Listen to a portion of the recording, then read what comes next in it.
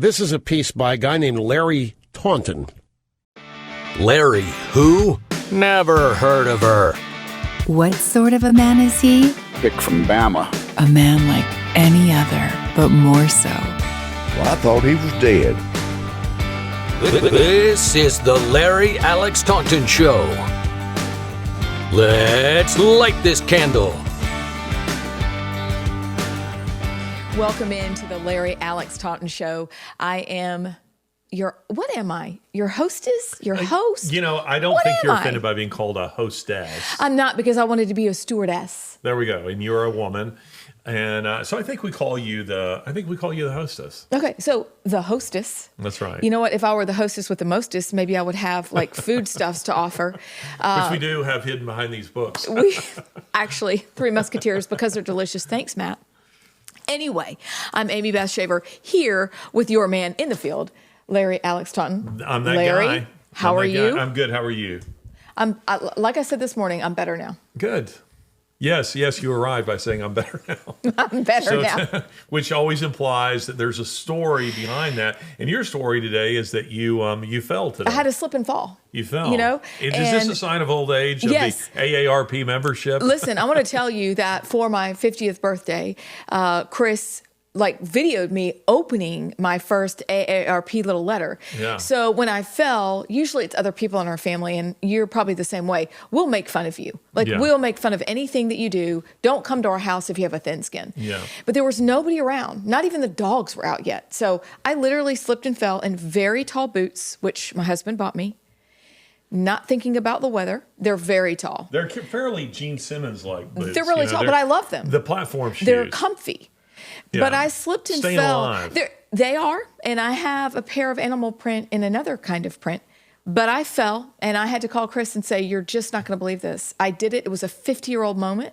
It was a Mary Catherine Gallagher, to borrow from Saturday Night Live, when it was funny, that I'm 50 and I can kick. But today I fell. Well, but the fact that I made it here, thumbs up celebration. Yeah, good. Yeah. Good. Glad you were not injured. I was not, that I know of. How are you doing today? I'm doing just fine. Yeah. All right, so you mentioned two topics, and we'll save one. We'll talk about the other. I'm just curious, and I don't know which one we're saving, which one we're talking about, but does your family have a philosophy on Christmas music and Christmas decorations, like hard and fast rules as to when you're allowed to listen to Christmas music? Yeah. Yeah, and what's your rule? Well, it's divided. It's divided. Like, I am a not until the day after Thanksgiving. That's me. I'm that guy. I'm like, I don't want to hear it. Yep. I want to enjoy it. And the reason we enjoy it is because it's compressed. It's condensed into a little. But the people... Because if you have it all the time, it cheapens it. Well, and you can't put out Halloween decorations, and you can't put out Thanksgiving decorations. Yeah. But I am a hard and fast, if you turn it on before Thanksgiving until midnight that next day, I'm not going to listen. Now, I have other people in the family that are not so strict, and they're like, it doesn't matter. It's Christmas music. Don't you want to listen to Christmas music? I'm like, no, actually, I don't. Is your family divided at all? No, I don't think so. I think we're pretty much in one accord. Of course, now they're establishing their own households, and I don't know what they're doing, in their own families in that regard. But at least growing up, I think we were all pretty much in agreement there. Do you have a big day after Thanksgiving, put up the Christmas tree, get out the Christmas decorations? So that's a thing. We try to do it that Sunday after Thanksgiving if we can. It's late for us if we get into the next week and we feel like we failed as humans, but the kids are generally home, and so we'll try to run out and get the tree. And we don't necessarily go to a tree farm. We may go to Home Depot. Yeah. We sometimes we'll make it down here near y'all to pick out a tree. But it really just kind of depends on how we're living at that point in our lives. And so generally it means going to Home Depot, picking out the tallest tree that will fit in our house, and running back home to decorate it. Does Home Depot do real trees? They have actual trees, like Do real they? trees. We do real trees. They make me nervous because I would just think that would just light like cellophane. If it caught on fire. Well, let me let you know that I'm a terrible tree waterer. We haven't had a fake tree in probably 15 years. And I haven't managed yet to set the tree on fire. And if you could see some of the kindling that I've had by the time we carry it back out, you'd be shocked. You'd literally be shocked. Do y'all get a real tree? No, never. We have improved our fake tree game, over the years. And they're beautiful now. Yeah, we have a nice fake tree. Yeah. And a big one. But this year, I say that I've been hard and fast. I do not want to hear a Christmas song until after Thanksgiving. Right. Then I want to hear it all the time in Christmas movies and that sort of thing. But I don't know if it's a product of age or if it is a product of just where we are in the culture that I'm kind of like, if I'm out and I hear a Christmas song, I'm like, yeah, I'm good with that. Yeah. Yeah, I'm like that. I mean, because if you go to the place you visited to get the pumpkin, yes, then you know that Christmas is loud and proud there right now. It is in a very big way. And I knew that because I was walking around and I found myself going like, humming, because it wasn't words, I don't think. Right. It was, kind of instrumental. Elevator music, kind of muzak, something like that. But I found myself humming, something like Blue Christmas or... that's probably too secular for them. Who knows? But away in a manger. I don't know. But where I found myself, after I left, perseverating on some song, and I realized I'd heard it inside that place. That's an outstanding word, by the way. Yes. That's awfully early in the show to bring out perseverate. Could you spell that? Or for $500? That's a $500 word. Perseverate. I enjoy that word. Yeah, it's a great word. It's funny because when I was writing the book that's on top there, The Grace Effect, my editor wanted me to take that book out and said, what does it mean? And I said, well, perseverate means, when a song gets stuck in your head. When a song gets stuck in your head and you find yourself humming it, singing it, you're not sure where it came from. She said, why don't you say that instead? And I said, well, because there's a word for that. It is okay if people occasionally have to throw in non-4th grade or 7th grade words. Right. It's so fine. When Words the word are beautiful. exists, I want to use the word. Yes. So anyway. Yes. Well, I like that word. And you know what? That's just... perseverate. Perseverate. All right. Perseverate. Or you can say that it's like ticker tape in your mind, just going around I want all of and you, around. when you get the opportunity this week, to use the word perseverate. You will impress your friends and family. Tweet us. And then tweet us about it. And tell us how it went for you. I mean, People you are can even do listening a to us reel. right now in Times Square. Yes. Just stop what you're doing.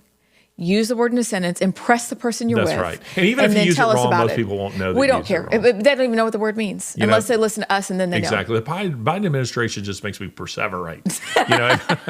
That's good. It's not a proper use of the word, but if you use it in the right tone, people will attach a meaning to it. Yeah. So there you go. Well, I thought you used it very well. Thank you. It's like you're a professor, a teacher. Thank you. And, everybody, you can go on with your day now, but really not until you're done listening to us, because we have a great show. Without Christmas music. No Christmas music, none at all.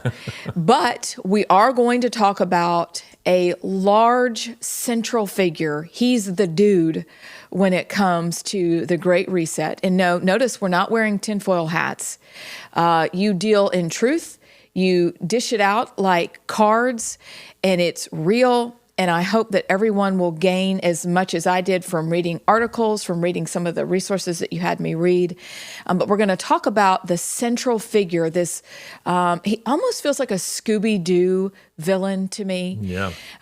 He's much worse than that. Yeah, but a lot of people say Bond villain. A Bond villain, also like a huge villain. fan. Which, Klaus by the way, Schwab. Klaus Schwab. But by the way, did you ever watch the Bond marathon back during the time when they played it on TNT? Of course. Right, on Thanksgiving weekend? Of course. That was the best part of Thanksgiving. Yeah, it was terrific. But this is Klaus Schwab. So we're going to talk about Schwab. We're going to talk about the World Economic Forum, but he's central. So we're going to talk about him today.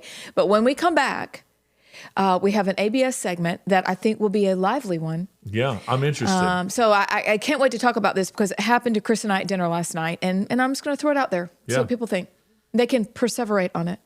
I look forward to that. Okay, don't go anywhere. We'll be right back. ABS, Automatic Braking System, also known as Amie Beth Shaver, pumps the brakes.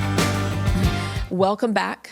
All right, Larry, Okay, we have an Amy Beth Shaver ABS, automatic braking system, moment of the week, and that's when we talk about something that really triggered you, something that got you upset. So let's hear it. What is it?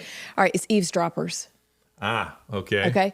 So as you know, people are going to talk. It's fine. Yeah. People listen to what you're saying. Also great. And I learned a long time ago that it doesn't matter. I walked into a restaurant and literally, I don't think anybody knew. This is literally, I was 22 years old the first time this happened. And they were talking about me. And I was with a friend. And I don't know if they sat down later or if I was just in the booth in such a way that they didn't know that I was there. But they were literally talking about me. No kidding. And didn't know that you were there. Didn't know that I was there. Really hurt my feelings. This is before I engaged on the campaign of developing a rhinoceros skin about other people. But I turned around, I was like, you guys, you're talking about me. And they're like, you know, whatever they said. I don't know if they were into Were they shocked? They were shocked, but they were defensive. It was some guys. They were super defensive about it. And I thought, this is like embarrassing. But you're talking about me. Yeah. And then, though, as I've grown as a person, I realize that people are going to talk. And whatever they're going to say, that's fine. But maybe try not to eavesdrop. And so last night at dinner, we went out for pizza. It was delicious.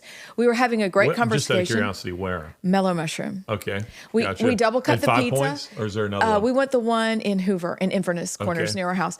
Gotcha. So double cut the pizza. Chris got some kind of Hawaiian situation. It was great.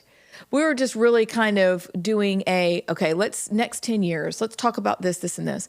And all of a sudden I realized there is a person and she's listening to our conversation.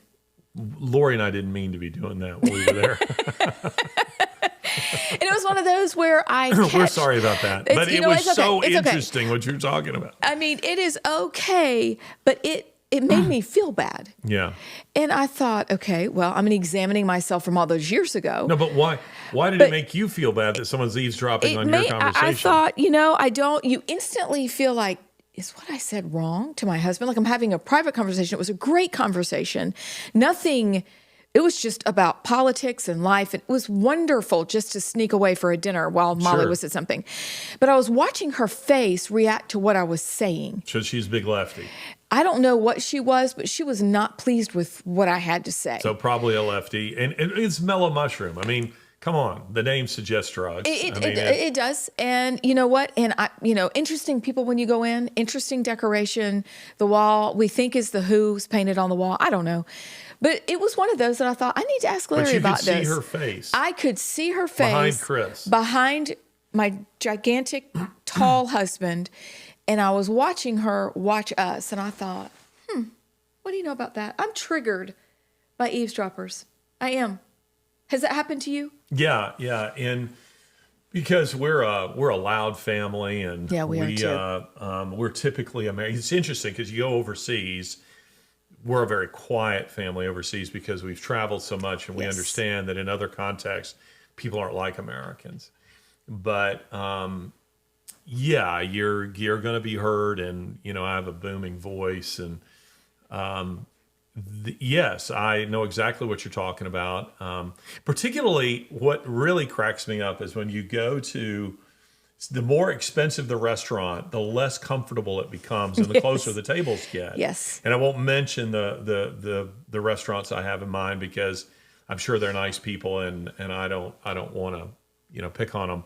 But where you're sitting closer than the two of us are right now, in very uncomfortable little chairs and a tiny little table, and the next table is just right there, and it's almost impossible. Yes. Not to hear, but where I've been invited to go to said restaurant, and where other people are chiming in on our conversation because they're just that close. Right. They're just that close. No, I don't like that. Of course, it's rude when somebody is sitting there listening. But what's even worse is what you've just described, is that now I have the right to physically, signal you that I hear you and that I don't like what you're saying, even though I'm not a participant in the conversation. Right. That sounds like what she's doing. What did she hold eye contact with you at all, or did she pretend like she wasn't? No, she didn't pretend like she wasn't listening. Okay. And so then what it does is it changes your behavior because you think, oh gosh, did I say something wrong? And then you begin to examine what you were sharing privately with your husband and hopes and dreams and just fun things. And But I on thought, politics. but on politics. And so I knew she's not really digging what we were saying. And so then I also understand. That might provoke me the other way. I might start exaggerating what I'm saying. Chris would exaggerate. And so I realized what she thinks of me is really not my business. Yeah. But if you are, and I learned that all those years ago, those guys were free to say whatever they wanted to say about me because it was a private conversation. And so then to have that done to me all these years later, and I can see it, I'm like, oh, okay, what she thinks of me is really not my business. However, I'm watching her respond. And this is upsetting to me because I'm like, at least hide your face. Yeah. Like, if you get 50, you can hide. Do you feel like this? Like when I turned 50, I'm like, I don't really care. I'm not as old as you, so I don't know, but tell me. I'm 50 and I'm proud of it. And I have learned to hide. That's a joke. I'm older. He is older than me, but it's fine. It doesn't matter. Yeah. I can hide what I'm thinking. And so if you're going to listen, well, you're also a Southern woman. They're good at that. Even if we want to bless your heart, we hide it. And so this is what I'm saying. If you're going to listen in, just a little hint as an older sister, hide it. Yeah. Hide it. Listen. Hide your face. Don't listen. frown with me. Don't listen. Don't lean over so you can see who's talking. I have on occasion. Come on, man. Responded to people because I wanted to let them know that you knew. No, I wanted to let them know. I mean, in other words, in a joking way, I might say something to let them know other people can hear you, and try to do it in a friendly way, because I'm hearing you, and I'm not going to get upset, but there's somebody here might, or you're talking about something very private, and you might not want other people to hear that, right? And I had some fun recently in Taco Mama. It's a long table. Yes. It's probably 15 feet. Delicious food, by the way. Yeah, and so people are sitting across, and I'm actually there by myself, and I'm reading a book while I'm eating a taco. I'm weird. Totally understand. Do those same things. Lori was out of town or something, and I never cooked for myself. So I thought I'm going to enjoy a good meal and read this book. And so these ladies are, sitting next to me, and they're talking about guys they're dating, and I just chimed in and just to say something funny, to have a little fun with them, and that led to some interesting banter, between, very friendly. Yeah. Very friendly. But I did want to let them know I can't not hear you because I'm I'm not really concentrating on what you're saying, but this place is crowded and you're right there. And anyway, so just so you know, if you want to keep going the direction you're going, you can, but I want you to know that I can hear you. I'm not deliberately trying to do so, but it's hard for me not to. So no, I'm with you. I think that's a very good ABS thing. This is a slight change of topics, and we got to get to Klaus Schwab here. But the past couple of days, Lori and I were with friends in Franklin, Tennessee. Okay. And they are just wonderful people, dear friends of ours. They're real models. They're just wonderful, people, and people that we look up to. And they are wonderful hosts. They have really the gift of hospitality. She makes beautiful meals, and she knows that I love her chicken parmesan. And every time I come, she's made it, and she's got it, and I can predict that it's going to be there, and I'm going to be disappointed if it's not.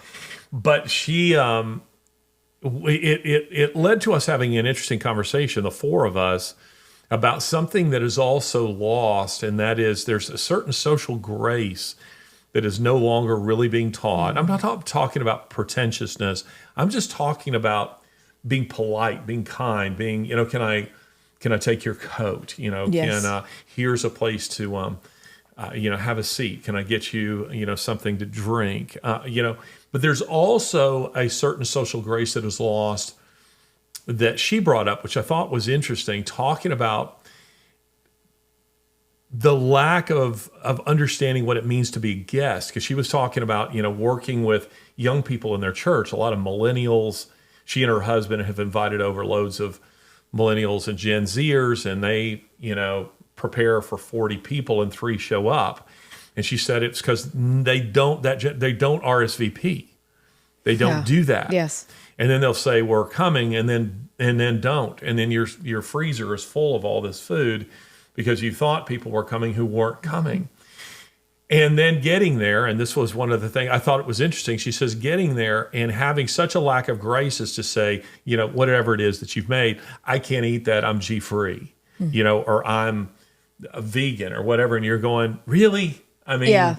Yes. You read the temperature of the room. I mean, you have to have better sense about what it is to be a guest. And I feel like these things are being lost. And I think there's a correlation between that and the decline of the Christian faith. I mean, I really do, because there is graciousness, within our faith. Amen, and about yes. engaging with other people and hospitality gifts and just kindness on a daily basis, interacting with people. As that bleeds out of the culture, you're seeing an increasing hostility. Well, you are seeing hostility in the culture too, but you're also just seeing a lack of, what's the word I want to use? Not just social grace, but a consideration. lack of consideration, a lack of, you still get it in small towns, but just a kind of kindness that isn't just superficial. That's genuine. That's real. Ma'am, can I help you with that? Let me help you get that into your car, or whatever. Things like that are being lost in a very, very big way, and it's sad. But let's get to Klaus Schwab. All right. So how about this? We'll take a break. I do not feel socially gracious towards Klaus Schwab. Nor should you. Anyway. Nor should you. So we'll take a break, and we'll be right back. We'll talk about Klaus. This is the Larry Alex Taunton Show. Larry is my favorite player. Welcome back. Let's talk about the man of, I don't even know, the century. Who knows? He's quite dangerous. Klaus Schwab. Yes. Yeah, Klaus Schwab is he is the head. What we're going to be doing, let me just kind of lay this out for our listeners. We're going to have a multi-part show on the World Economic Forum and Klaus Schwab. And you may say, well, why does this matter? Who cares? Who are these people? If you don't know who they are, you will. They are already affecting your life. And the World Economic Forum consists of all these power brokers, very wealthy movers and shakers within government, within tech, within the business world, within the academy. These individuals gather on an annual basis at Davos in Switzerland. And, their meeting this year in 2022, in May of 2022, had more than 50 world leaders, attending this meeting. And it's probably accomplishing more in an evil way than the United Nations, because these individuals, they're gathering and are, laying out all kinds of sinister technologies, or let's put it this way, technologies that have sinister applications. They may have a positive application, but they also have very sinister applications, regarding transhumanism. I'm not making this up, by the way. This is all you'll find this in very credible sources. 60 Minutes has done interviews with some of the Yuval Harari, who is one of the main figures who's discussing transhumanism. 60 Minutes did a piece on him. But in any case, all of this is just by way of saying that the World Economic Forum is, I think, a very dangerous body, and it was founded by Klaus Schwab. Now, Klaus Schwab is a guy that if you go to do any research on who he is, and I've spent months on this, and I intend to spend months more. I'm thinking about turning this 4-part series that I wrote for Daily Wire, which is called Klaus Schwab, the World Economic Forum, and the New Fascism You can find that on the Daily Wire. Eventually, you'll find it on our website, but for now, it's behind a paywall at the Daily Wire. And if you do any real research on this, Klaus Schwab, if you just go and do an internet search on him, you will pull up a lot of conspiracy theory stuff, that his father was a Nazi, or that he's transhuman, or that Schwab is, as we were saying earlier, a little bit like a Bond villain or something. And it's interesting because as you drill down into what can be known about Schwab, I've read his books. I've read 3 of them. I've read The Fourth Industrial Revolution, which came out in 2016, COVID-19, The Great Reset, which came out in 2020, in June of 2020, and also in June of 2020, The Great Narrative. Now, I've read those 3 books, and they tell you a little bit about Schwab and what kind of person that he is. And what intrigues me, Amie Beth, about conspiracy theories is this. Often conspiracy theories, let's just say, for instance, let's take the Kennedy assassination. If 99% of the evidence suggests that he was shot by Lee Harvey Oswald, conspiracy theorists will focus on the 1% of what we don't know, and they will construct a narrative based on what we don't know. And so the discussion becomes all about, was there someone in the grassy knoll, or what did the CIA know, or what did they do, or were the Soviets involved, and this kind of stuff. I think this is the wrong way to go about doing research, because I think you begin with what you do know, what can be known. And so when it comes to Schwab, I don't feel like I need conspiracy theories of, well, he was the illegitimate child of Eva Braun. He was, the son of Hitler. He was, his father was a Nazi, or he's transhuman. Let's just put all that stuff aside and let's focus on what we can know. And what we can know is we can read his books. What kind of philosophies does he lay out there? We can look at some details regarding his education. What can we learn from this? And what do we learn about him from this? And what you find, Amie Beth, is that it's amazing how little there is about Klaus Schwab. I don't find any reliable biographies. There are no books that I'm aware of that are biographies. You do find, I've ordered a couple of conspiracy theorist books, what I was reading through, and some of them are knee-slapping howlers. Really? Yeah, where you're just kind of going, okay, this is sheer nonsense. But again, I don't need that stuff because the reality is sinister enough. Okay, so Klaus Schwab is born in Ravensburg, Germany, which is on the Swiss border. And Schwab, his father, worked for a German company during World War II. He was the head of a company that was based, they had production both in Germany and in Switzerland. And his father, headed this company that produced water turbines for the Nazi war machine. The goal was to, they were trying to build an atomic weapon using heavy water, and so these water turbines were very important.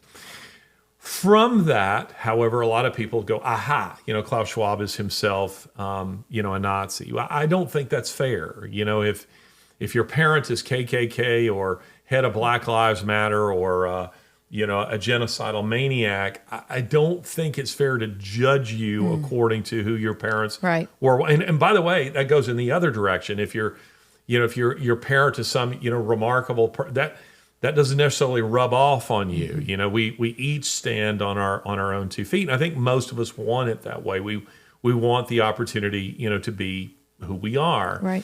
And so I don't think it's fair to try to smear Schmier Schwab, Schmier Schwab with that. But he's born in 1938, so the war's over when he's 7. But it's fascinating because when you look on the World Economic Forum website about Klaus, you click on the, because he founded the World Economic Forum in 1971, all you have are kind of bullet point things. It's very odd. Yeah, just bullet point. There's nothing, you can give me some bullet point stuff. This next week, you're going to speak at a Latimer House luncheon, and I get up and say, Amie Beth was, born in 1972. She is this, she's that. But maybe none of that really tells us about you, who you really are. They're kind of externals, where you got a degree or where you've worked or how many children you have. It's not to say that those things are meaningless, but they don't really fill out, who you are as a human being, your hopes and dreams, your ideas, all this stuff. But with Schwab, that's what you find. And his Wikipedia page, and I want to be clear, I hate Wikipedia because I hate crowdsourcing. I hate the way Wikipedia works, that there are monitors that you can post something and they just knock it off because they don't like it. Right. And because they have a higher ranking, they're allowed to do that. What I deduced from Schwab's website, his Wikipedia page, which is only 1,400 words. Now, to put that in some perspective, Mr. Bean, his Wikipedia page is about 6,000 words. George Floyd's is about 3,000 words. Schwab's is about the same length as, I've even forgotten her name, a woman who's the president of the Screen Actors Guild. In other words, Melissa Gilbert? No, she used to be that a couple years ago. Never mind. But anyway. This woman is also an actress, but I was just looking for somebody that I could compare him to, and I looked up various figures, and I'm like, okay, well, this one, and this doesn't include footnotes, but I just, highlight it and then go word count, and you would see, okay, well, this is odd, that here's this guy who has the ambitions of a world leader, wants to be treated like a world leader, and has gargantuan ambition and an ego to go along with it. That this guy, there's almost nothing on there, and most of it is glowing. I would think that if I'm the guys monitoring my own page like that, I would say, let through a little controversy. It looks suspicious, and so he has some controversy on there, but nothing of what it should be on there. Right. And in case you just think I'm being, cynical here, I'm just looking for negative stuff on Klaus Schwab. I've read Klaus Schwab. The guy has frightening ambition, which we're going to get to. The idea, just teasing later discussions in this show, they believe that the Earth has exceeded its carrying capacity. Yes. They want to reduce the global population by a mere 6 to 7 billion people. That is the strong impression you get when you read some of the founding documents that have inspired this organization, and when you listen to the people they're platforming. Yes. Now, at Fixed Point, we have platformed a great number of people that we don't agree with, many of them atheists. That doesn't mean that that's our worldview. But I'm not seeing them platforming, Franklin Graham. Right. Okay. I think not. I don't think so. It's pretty clear the direction they're going in. And when you listen to Schwab in the conversations with them, he's a guy who, is talking about all of us having brain chips, brain implants in the next decade. And he clearly thinks it's a pretty good idea. Truly, which is terrifying. Utterly. Because if you talk to people about this, and I listened to a very interesting podcast, a woman named Whitney Wright has written about this element of transhumanism and the brain chip. And it's unbelievable. Like, it sends cold chills because he really does believe that this is a viable solution. Yep. He really does. And listen, people watching us in Times Square, watching us on NRB, listening to us in their cars and on their mopeds. In the third world, mopeds own the third world. Scooters. They do. in the third world, and their tuk-tuks in Africa. I want to be very clear. I am generally the opposite of a conspiracy theorist. My training is largely academic, and I've told my students for years, believe conspiracy theories only if they involve the Russians and the Chinese. Then you might pay closer attention. But as a rule, I don't entertain conspiracy theorists because I believe the old maxim of Benjamin Franklin, 3 can keep a secret if 2 are dead. It's just too hard to keep secrets.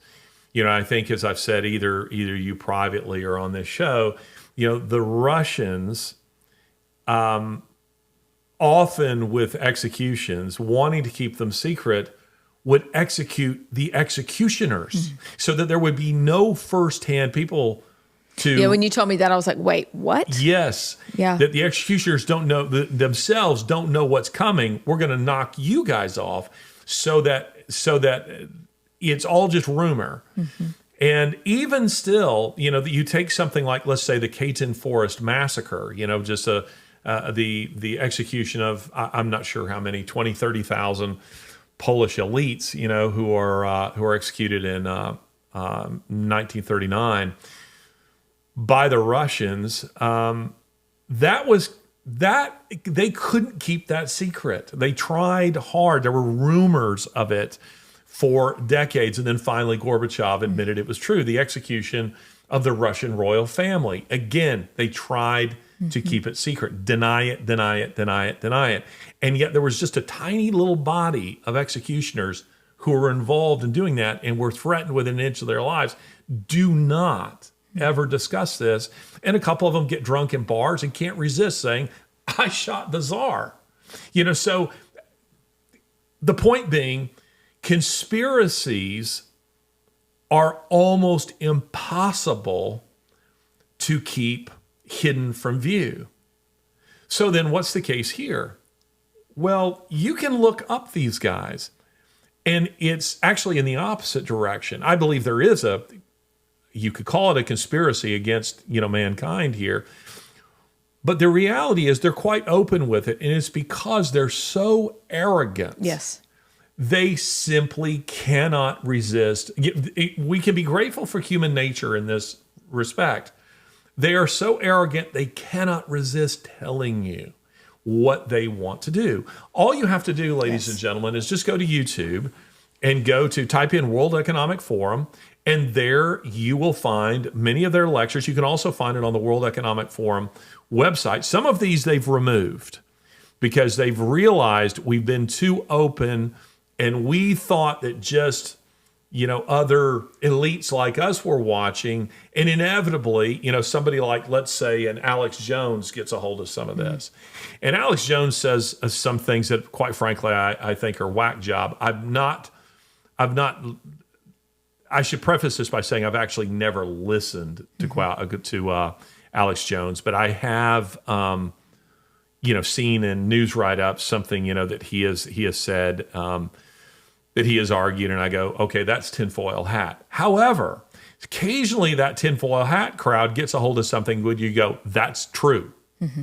That's true. They're actually right about this. Unfortunately, their credibility has been damaged with other things that they've said, so that maybe nobody's really listening to them on this. But the point being, just go to YouTube, watch them, watch what Schwab says, watch what you have John Kerry declaring to the World Economic Forum their devotion to their global plan.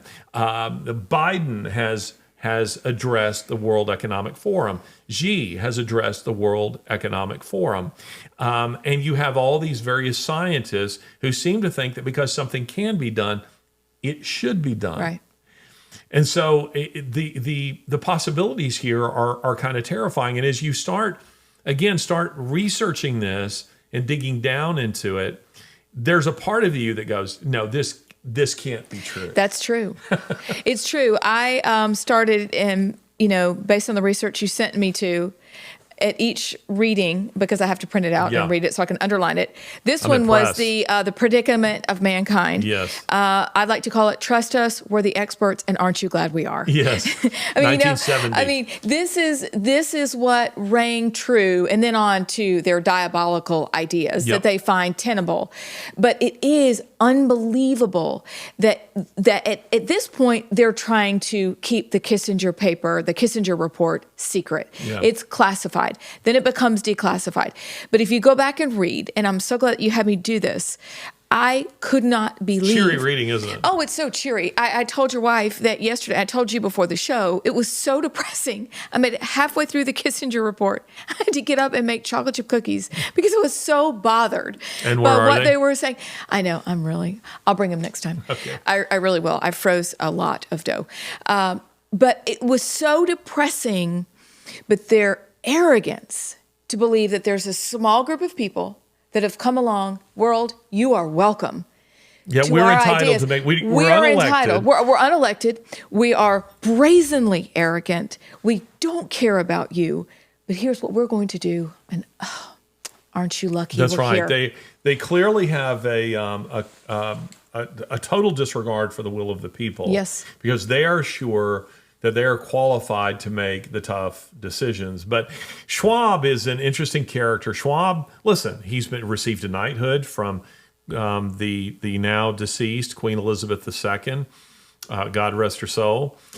He has received 17 honorary doctorates. There are those people who want to say, well, he's a Nazi and he's an anti-Semite. Nothing in my research suggests that. Nothing. In fact, his resume suggests a lifetime of achievement.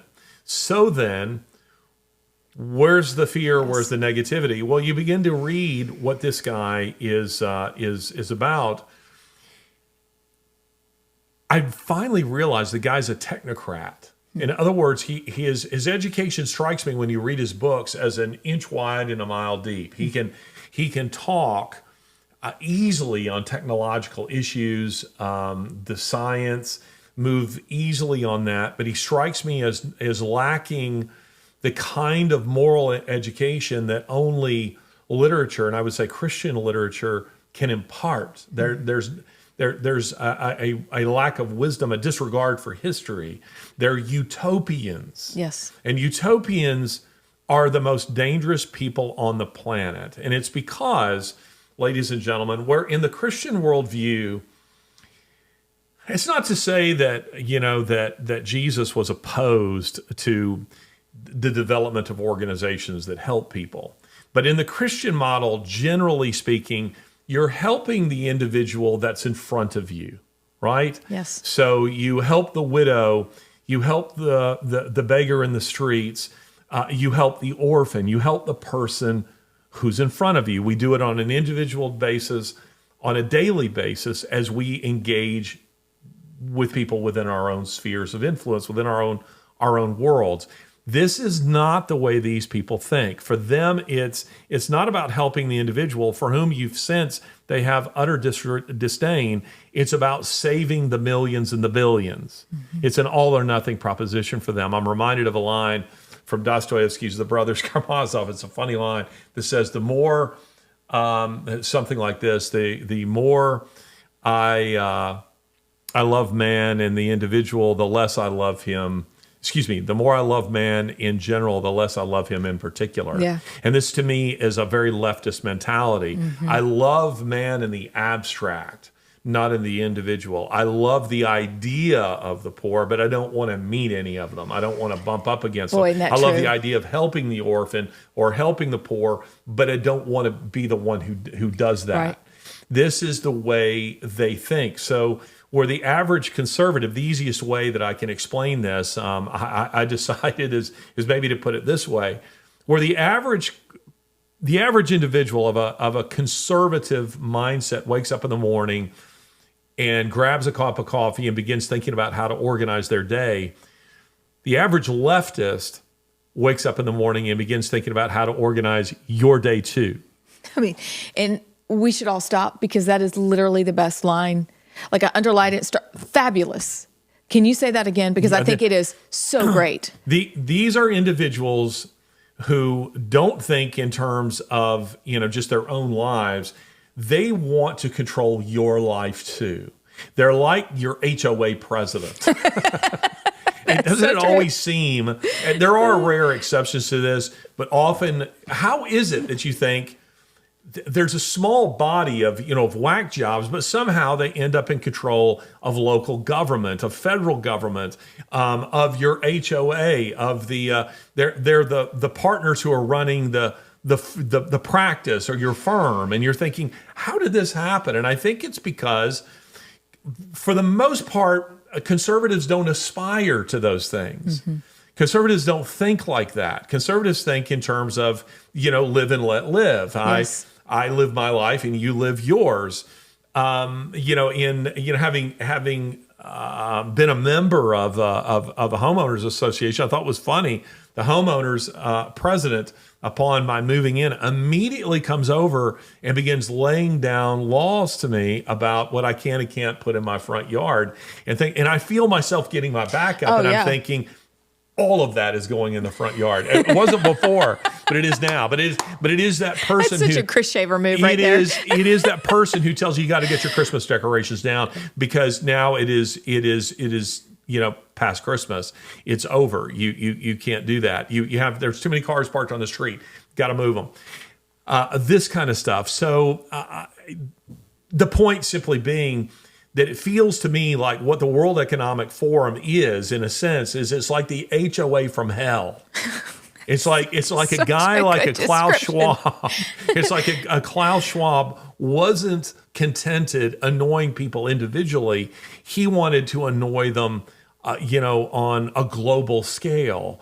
So he gets together, these world leaders who all share a similarly godless, and I do want to stress this, a godless worldview. And, years ago, some people who are listening to us, who are watching us, will know that we have engaged a lot on the atheist front, debating guys like Peter Singer and Daniel Dennett and Richard Dawkins and Christopher Hitchens and Michael Shermer and others.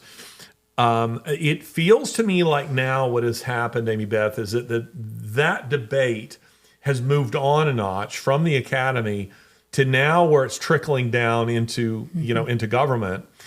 It's in your schools. It's in Hollywood. It's everywhere, where no longer is there really a debate among them about God's existence. Like, for instance, if you read a Klaus Schwab book, it isn't so much that you see him pounding the table about, hey, there's no religion, there's no God, there's none of this. It's just assumed.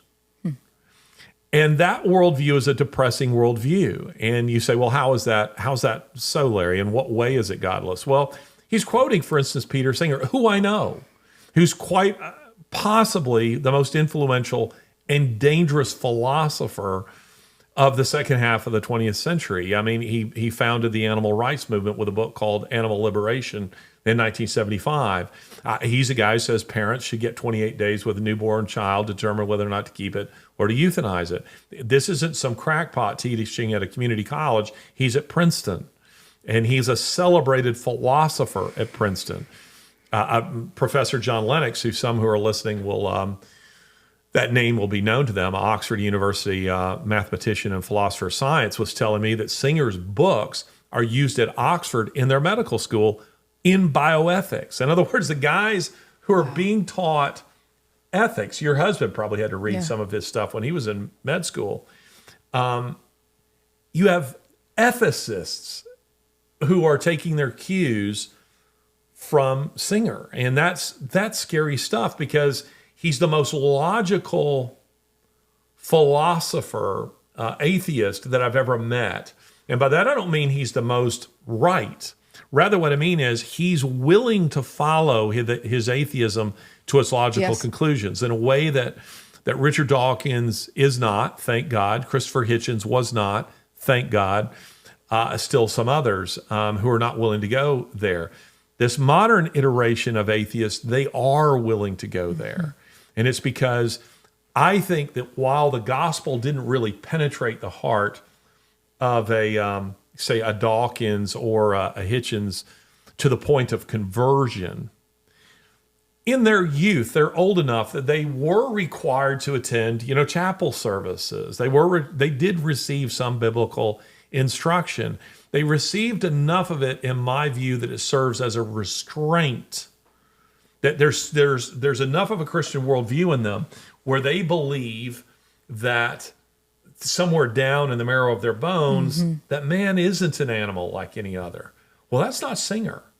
Singer thinks that man is an animal like any other. And so does Klaus Schwab. That's the way these guys act. So in their mind, when you say to them that the earth has exceeded its carrying capacity, that the earth really can only sustain, easily a global population, human population of 1 to 2 billion people, the answer for them is quite simple. We just need to reduce that population.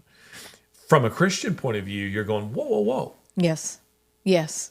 What do you mean reduce that population? What does that look like for you?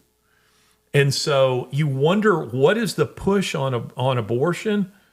Read The Predicament of Man. Absolutely. Read the Kissinger report. Again, the Kissinger report, which we'll get to in a later episode, but the Kissinger report is, I think, 1974. Here's an interesting ideological genealogy.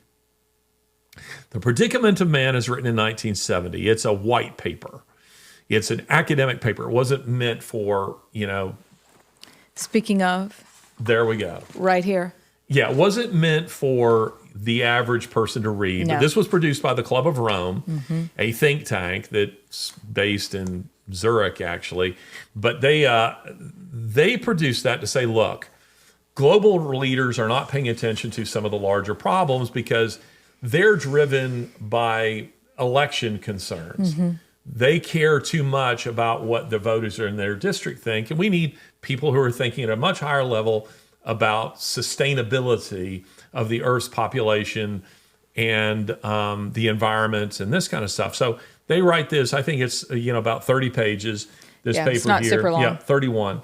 They wrote this paper here. It's poorly written, by the way. How they could not go out and hire good writers. Right. All of these books in papers are truly badly written. But that's written in 1970. They're saying we need somebody to really study these issues. The result of that was a book called Limits to Growth, which sold about 30 million copies. Which is so disturbing. If you read this, you're thinking, how in the world could it sell 30 million copies? Exactly. Go online and watch interviews of Dennis Meadows, who's one of the most honest members. There were 4 authors to Limits to Growth, which again was published in 1972. And Klaus Schwab very proudly says we launched that book, meaning the World Economic Forum, which was founded, in 1971. So they helped popularize that. But Limits to Growth has had a massive impact on the academy, the thinking within the scientific community.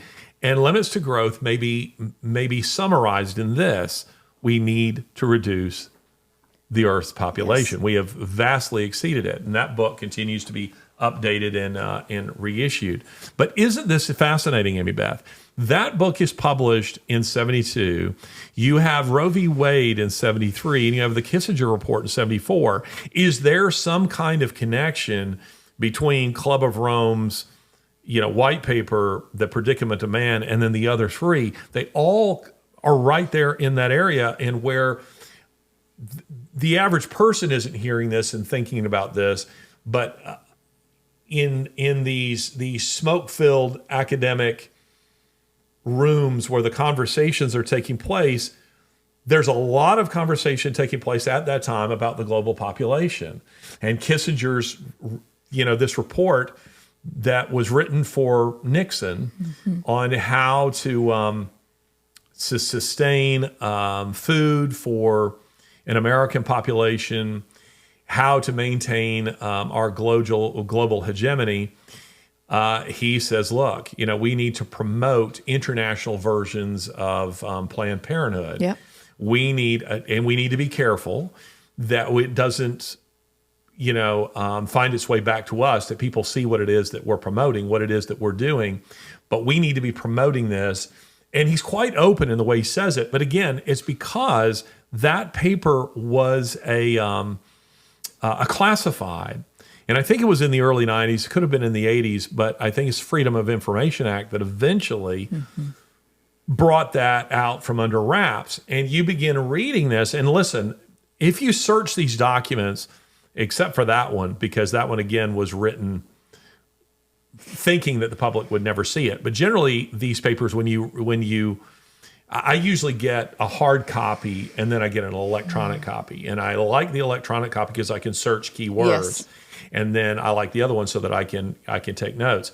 When you search words like population, depopulation, overpopulation, often you find nothing. And it's because they're very careful in their verbiage. In other words, they'll say something like this. They will say, we need long-term environmental viability and to reduce stress upon the ecosystem. Well, what does that mean? Well, when you see what they're proposing, it's quite clear what that means. Yeah. So this is what the World Economic Forum is. And it's easy for you, anybody who's listening here, if this stuff sounds like tinfoil hat stuff to you, I assure you it is not. You can find it on the World Economic Forum's website. You can find their lectures on YouTube at the World Economic Forum. Dennis Meadows, one of the authors, he's MIT. He was a graduate of MIT. He was I think he's now professor emeritus of something like information management systems at the University of Connecticut. Dennis Meadows, who's one of the four authors of Limits to Growth, you can find him in whoever did this. I don't know what their ideological slant is, who did the film, the interviews with him. I don't know if they're conservative or they're liberal, but whoever they are, I'm grateful for them because they got Meadows to really say what he thinks. Yes. And what's great is that you see him during the interview, and he's not even sure the camera's on, but he says, look, since you guys can edit this stuff out, and I'll just go ahead and say the real controversial stuff here that nobody really wants to say or acknowledge, but we need to reduce the Earth's population by about 6 or 7 billion people. And your jaw you're just like, did he just say that? And indeed he did. Did you watch it? Did you see the video? I read it. Okay. And I about fell out of my chair. I was like, oh, he is very bold. You got to watch this because then he says, and by the way, Meadows comes off as this really nice, likable they all do guy who just wants to get rid of 6 or 7 billion people. Meadows says, look, I hope it can be done peacefully.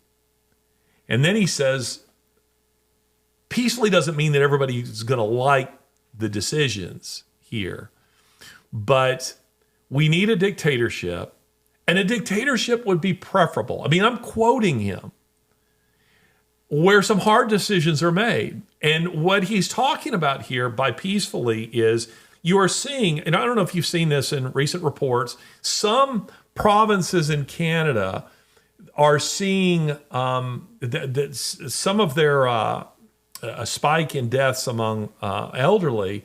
As much as 5% of them are euthanasia, meaning the Canadians are very much pushing euthanasia. They want to see elderly say, I've lived long enough, you're AARP now. I mean, it's time to go. You've had a good life. See everybody. You've had a good life. It's time to do yourself in because you're a strain on the ecosystem. You're a strain on limited resources. They are pushing this in a very big way. And some people will recall a few years ago something called Agenda 21. Yes. Agenda 21, that you can find this video where you have them saying, I've lived a good life. It's time to take my own life. This is their view of human life. And you see, this is what I mean when I say that it's godless.